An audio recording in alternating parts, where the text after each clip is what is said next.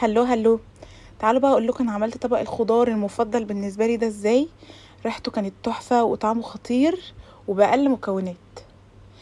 انا هنا جبت حله حطيت فيها معلقه سمنه كبيره.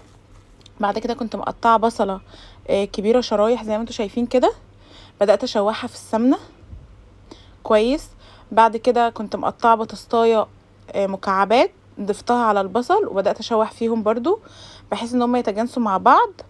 كمان كان عندي جزرتين كبار قطعتهم مكعبات كده وحطيتها. انا هنا مقطعه كل حاجه واضحه وكبيره عشان تدي طعم. كان عندي نص كيلو كوسه قطعته وبعد كده ضفته على الخليط بتاعي ده وبدات اقلب كويس. جبت معلقه صلصه كبيره ضفتها عليه معلقه واحده.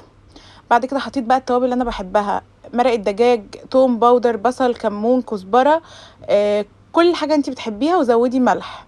بعد كده ضفت كوبايتين كبار ميه وسبتها تستوي مع بعضها، طلعت لي تحفه تحفه تحفه، جربوها.